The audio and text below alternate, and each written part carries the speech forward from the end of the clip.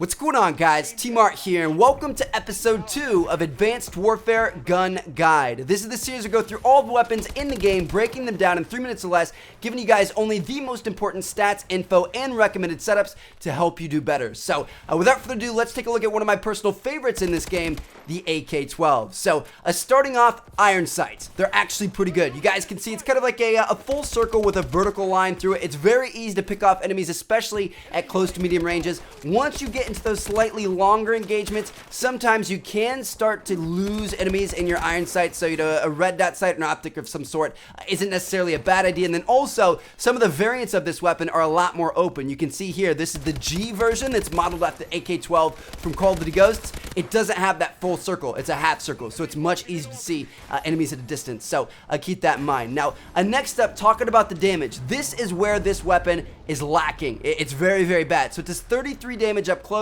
and then 24 damage at a distance, which makes it a 4 to 5 shot kill, which is not very good. It's the weakest of all the ARs, but it does have some properties that make up for it. First of all, it does have a very long 4-shot kill range. Like, it doesn't drop off for quite a while. Sometimes you can shoot people from halfway across the map and kill them in 4 shots, which isn't too bad. Next up, the rate of fire is actually pretty high. It's one of the highest, if not the highest, out of all the assault rifles in the game at 720 RPM, and the recoil is almost non-existent. Like you guys can see right here, of course every single shot hits, but almost every single shot is in the center of this bullseye. Like it's absolutely insane how little recoil this weapon has.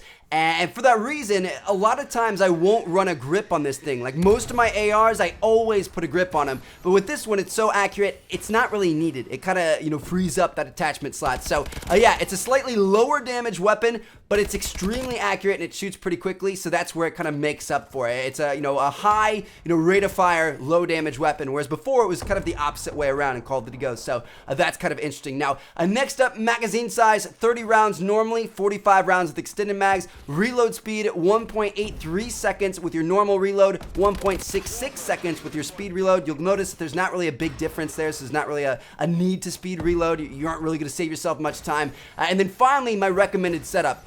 Typically, my go-to class with this thing is red dot sight and quick draw grip. Like I said, sometimes at long range, you can lose enemies in the iron sights, so red dot definitely helps out with that. And then quick draw grip is really important because, like I said, it's a 4-shot kill even up close, whereas a lot of, ARs and all the SMGs are 3-shot kills. So being able to aim down sight and making sure all your shots hit and you get the first shot is important. Otherwise, this thing's pretty bad at close range.